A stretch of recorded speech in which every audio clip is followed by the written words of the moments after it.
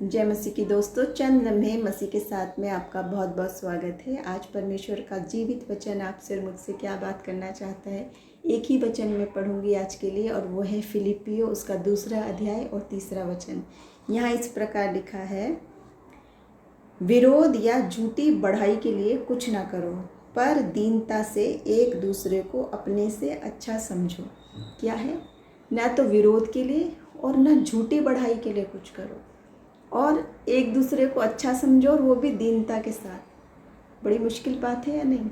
क्योंकि आज मनुष्य की स्थिति ये हो गई है कि उसको हर वक्त अपनी तारीफ़ें, बढ़ाइयाँ सुनना अच्छा लगता है, और वो सोचने लगता है कि मैं कुछ बहुत बड़ी चीज़ हूँ, मैं बहुत कुछ बड़ा काम कर रहा हूँ, और वो भूल जाता है कि हमारी एक एक सांस भी परमेश्वर की दी हुई है। हम नहीं जानते कब है, कब चल रही है।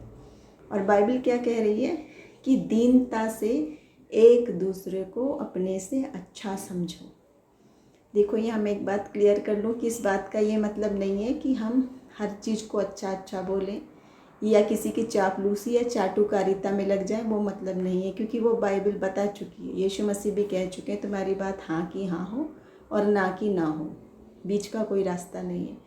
गलत शिक्षाओं से, गलत भविष्यवक्ताओं से, सब झूठे कामों से भी चौकस रहने को प्रभु का वचन बता चुका है। ये वो बात नहीं है, ये एक अलग बात है।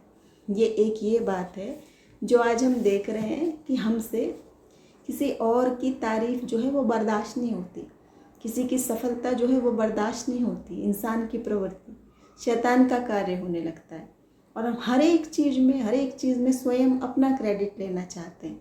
अपने अपने काम में तो दूर, दूसरों के कामों में भी, दूसरों की योग्यता में भी हम चाहते हैं कि हम ही को तारीफ़ें मिलती रहें, चाहे वो झूठी बढ़ाई हो, चाहे वो प्रशंसा के लिए किया गया कार्य हो, लेकिन हमें ही मिलती रहे तारीफ़ें। वचन ये बता रहा है, और इसी वचन में आगे लिखा है, क्या नमूना दिया है? यीशु मसीह का नमूना। तुम्हारा स्वभाव यीशु मसीह के जैसा हो, जिसने स्वयं को कितना दीन किया, शून्य कर दिया, ज़ीरो कर दिया। इतना शून्य करा, इतना दीन कर दिया कि मृत्यु, हाँ क्रूस की मृत्यु भी सह ली। ये लिखा है वचन में। और हम इतना सा भी दीन कर सकते कि कोई वाकई में काबिलियत है, कोई उठ रहा है, तो हम उसको शब्द नहीं बोल सकते इनकरेजमेंट के, उत्साह के, अच्छे। बल्कि हम चाहते हैं कि हमेशा हमें ही क्रेडिट मिलता रहे, हमें ही प्रेज मिलती रहे, और शून्य करना तो बहुत दूर की बात है। देखो, यहाँ पे नमूना किसका दिया? यीशु मसीह का, जो स्वयं राजाओं का राजा, प्रभुओं का प्रभु, सर्वशक्तिमान, सारी बुद्धि, सारी समझ, अथाह बुद्धि समझ स्वर्गीय जिसमें है, और वही योग्यता और शक्ति भी है। पर वो इतना दीन बन गया कि शून्य बन गया। और आज हम सब जानते हैं यीशु मसीह का क्या नाम है, और क्या जोरावर उसके नाम में ताकत है। सिर्फ नाम में ही कि नाम सुन के ही शैतान डरता, थरथराता और कांपता है। सिर्फ नाम में ही वो ताकत है।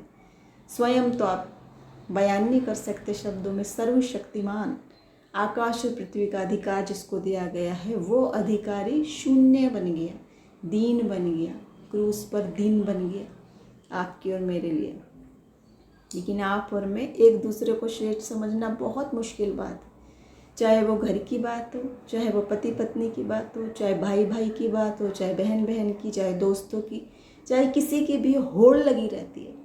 कौन आगे है, कौन पीछे है, उसको तारीफ मिल रही है तो क्यों मिल रही है, कौन बड़ा है, कौन छोटा है, ये सारी बातों में लगी। एक दूसरे को उत्साहित करने के बजाय एक दूसरे को गलत पे टोकना अवश्य है, करेक्शन करना अवश्य है, गलत को गलत, सही को सही कहना अवश्य है।